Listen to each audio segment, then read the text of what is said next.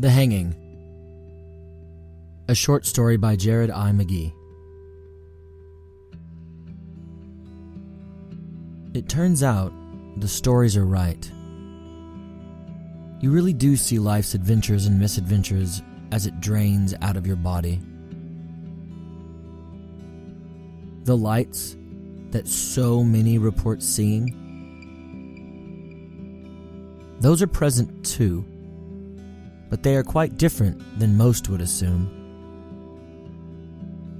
The lights are not one glaring spotlight bearing down upon you as you ebb toward expiration. They are more like great fireworks, bursts of light that spring forth from the brain, a light show that comes mainly in white but sometimes has subtle coloration around the edges. Violet, gold, vermilion, colors galore. A more violent, less vibrant aurora borealis that comes in wild, throbbing surges. It reminds me of our time at Disneyland. The reality of the lights is far more beautiful than the cliches allow for. The reality of the lights is far less comforting than the cliches would have us believe. The dark tunnel is there too. The narrowing of the field of vision as the brain begins to cut off necessary functions. No path to heaven or hell here. Only the mark of death's stately promenade ever nearing. But that narrative of life? Chapters and verses, scenes from childhood, adolescence, what little marred adulthood you've hung on to, they are there. The lights serve to highlight the vignettes. The tunneling pushes greater focus on those intense playbacks of the past. Fishing lures as toys when we were too poor to purchase both a means to catch food and fanciful playthings. I would leave my favorites hanging from the rearview mirror in Dad's old brown Ford truck. The glittery, multicolored ones were my favorites. Learning to drive the gray Aerostar van on the back roads of a forgotten Mississippi town. Feeling the heat of the summer sneaking past the window's glass in the full blast air conditioning as I crept down the way at 20 miles per hour, craning my small neck to see around the kudzu crowding the road. Sitting on the floor of Grandma's living room watching Danger Mouse on Nickelodeon, eating microwaved cheese sandwiches. Government cheese, soft white bread, loads of Miracle Whip, loads of love. Playing saxophone, blowing out a watered-down Billy Joel tune while I marched. Kissing Amber Sensa just off of I-40 as we returned home from our field trip to a lackluster Tennessee Science Museum. A first for us both. Getting all A's on report card after report card. Getting beat up in the locker room day after day. Making friends with those that keep that distinction even now. Making mistakes that made my parents weak and think they were failures.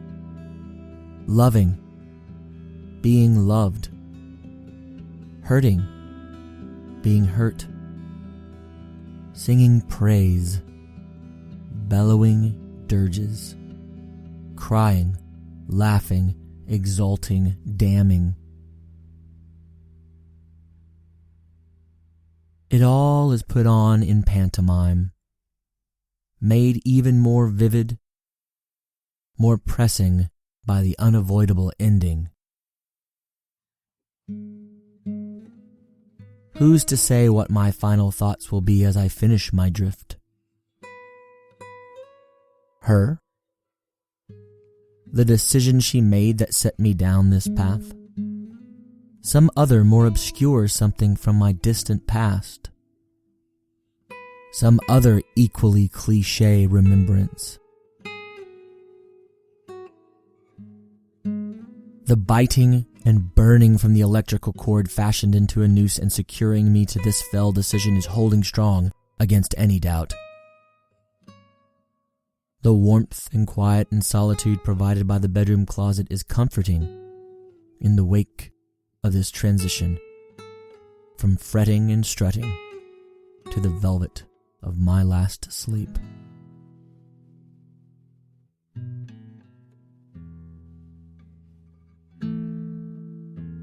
Tomorrow and tomorrow and tomorrow creeps in this petty pace from day to day to the last syllable of recorded time.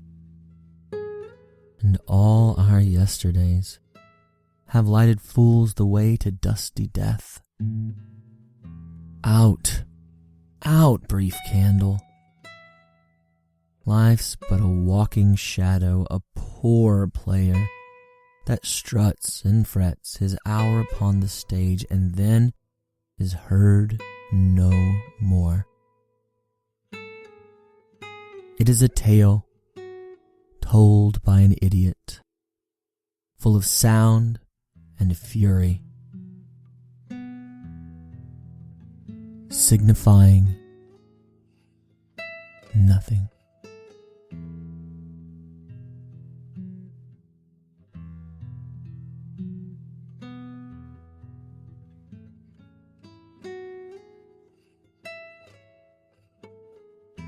Thank you for listening to The Hanging.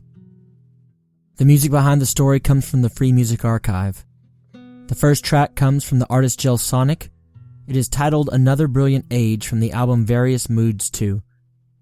The second track is by the artist Axeltree.